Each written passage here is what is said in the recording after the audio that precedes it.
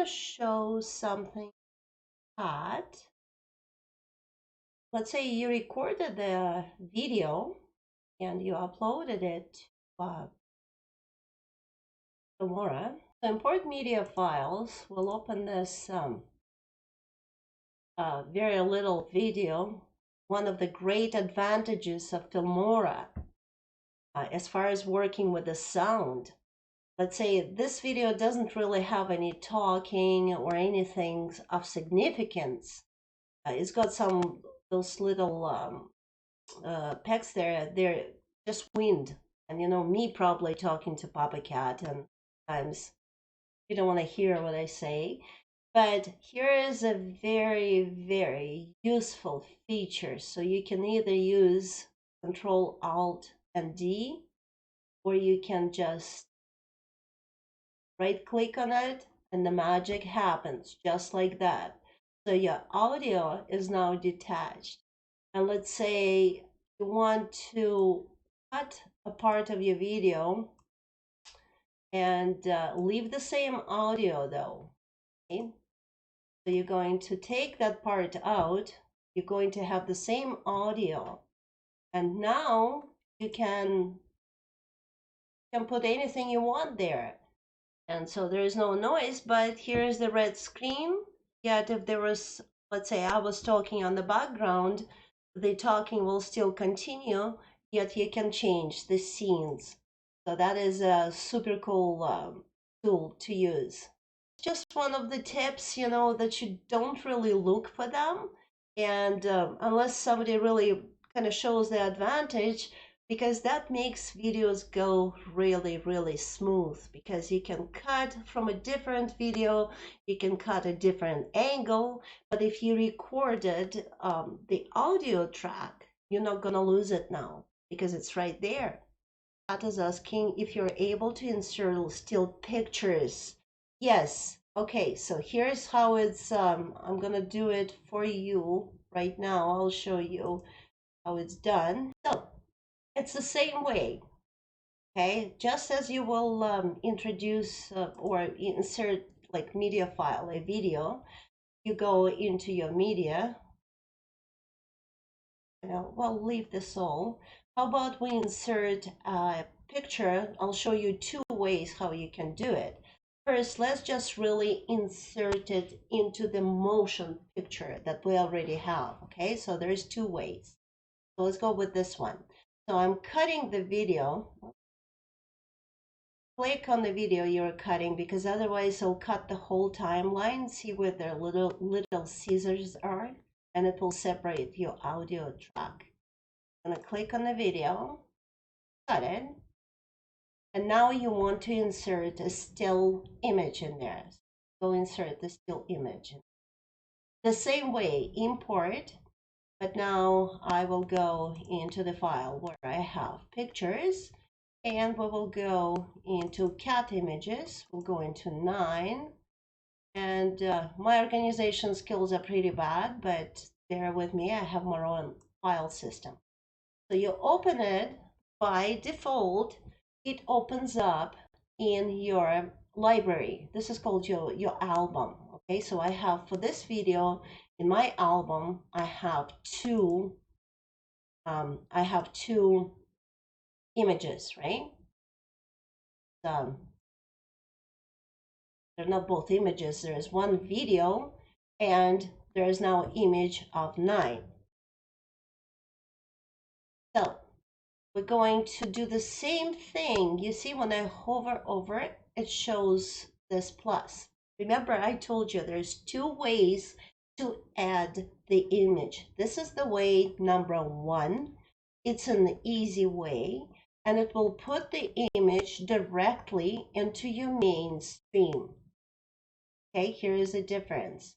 So don't forget to use this button right here. It's kind of like a play button surrounded by dots, and that renders timeline. But I just love sharing my knowledge, and I do want the cat community to be recognized, because you go into the big YouTuber streams and you engage in a conversation, and so what do you do? Oh, we make cat videos. Uh, okay. No, it's not, okay. It's also a creative process. And there was time when YouTube was all about cat videos, okay? So after we rendered this, that was the first way to put the still image into your video. So let's see what we came up with. This is the part, the video. Then the video still playing. There is the image, and then it goes back to the video. Okay, so now Filmora also allows you to make smoother transitions from video into the still image. So I would caution you, because when you first get into this and you kind of understand how it works, and oh my God, this is going to look so cool. I made that mistake. I used to have tons of transitions in the videos that I first started making with Filmora. But you know what? It depends on the type of video you're making, and I would go really easy on them. This filter right here, dissolve, is my most favorite because I'll show you what it does. All you need to do, you kind of click on a break between two images that you want to transition. So you click dissolve, okay? It's added. That's what I'm going to do so you can see that. By the way, this is how you can make the timeline really spread, because some images, some sound settings will require real tiny, like filigrane work. So here you go. This is the transition. I'm going to render again.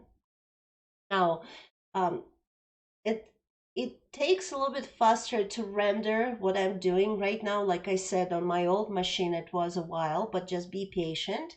And this is what it's going to do now. Going to transition from video into still image, but then it's going to abruptly go back into video. So how about, you see, this pretty much looks the same filter, but it's not. It's called fade, and not a good filter, but I'll use it just to show what you can do at the end of the still image. Oh, hello.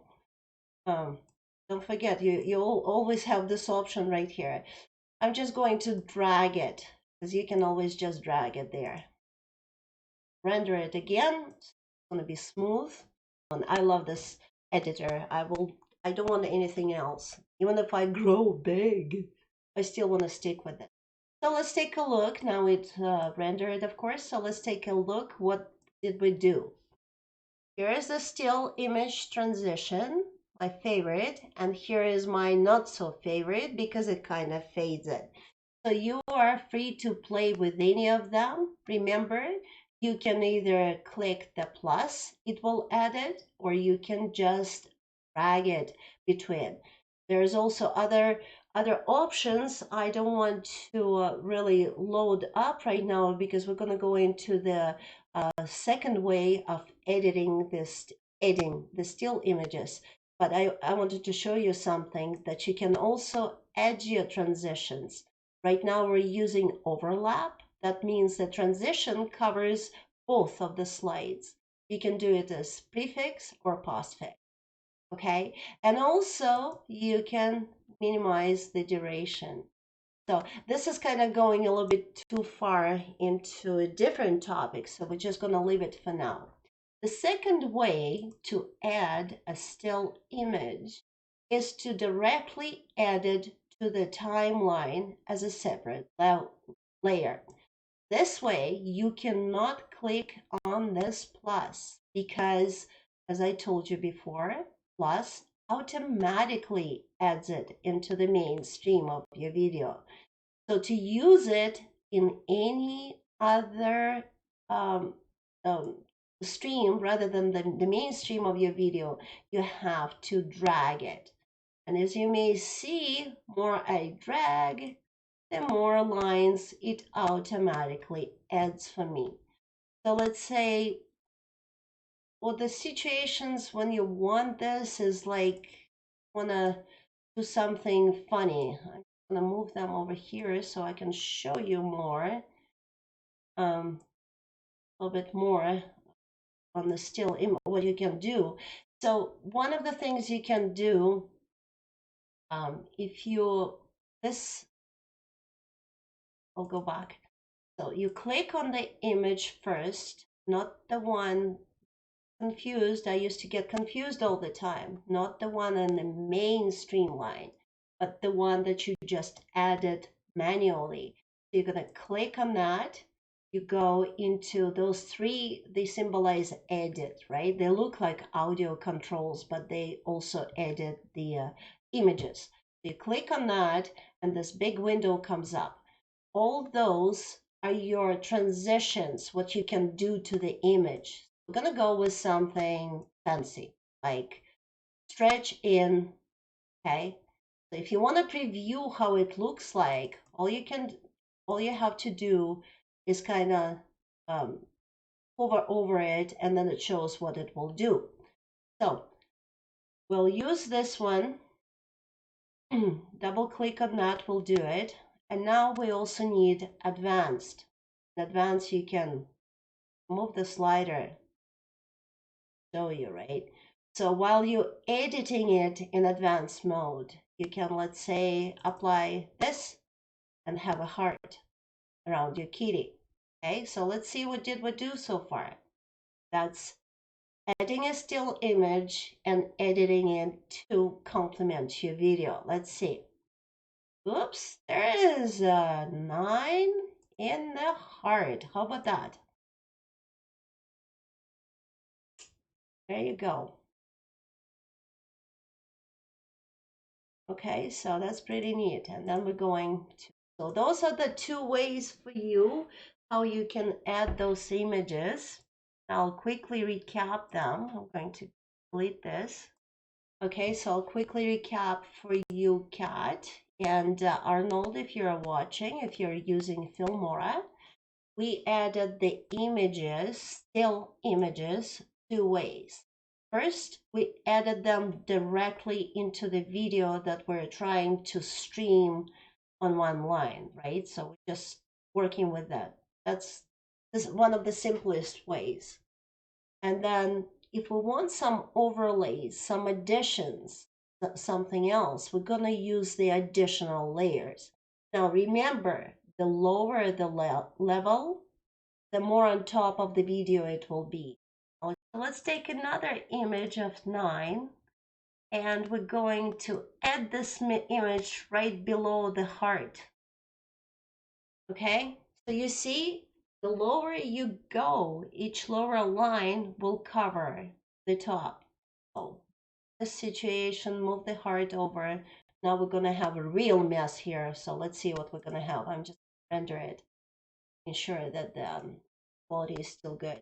Now we have 3 levels of the imaging. First is the video, then we have another still image, and we have the still image that we played with. So let's see.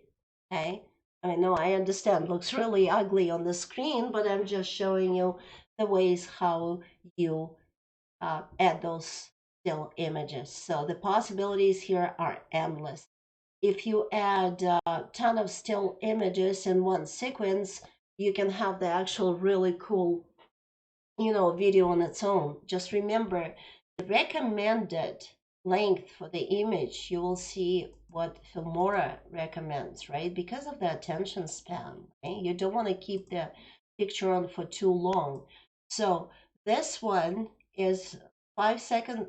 Okay, so duration 5 seconds. So you can either like slide it to make it shorter.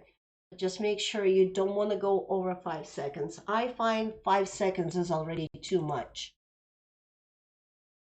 Okay, so I hope that was something useful. And think about what you want to know for the next, like next week, we will be doing this same tips and tricks. Whenever you have questions, maybe you have something neat and new and you want to share it. So you're going to just laugh. I'm going to make you laugh because I love making you laugh. Now you're going to laugh. Uh-huh. So here's something that you cannot even see anywhere in the stores anymore, I guarantee you. This is the original. This is the original Photoshop when you could still get them on CDs, okay? Which came in a big box in a huge manual. This is how we made our calendar, by the way. So I still have that CD, and every time I get a new machine, I just put it in again and carry on. It just saves money because, I don't need anything fancy. You can work with stuff like that and still make some good, so acceptable.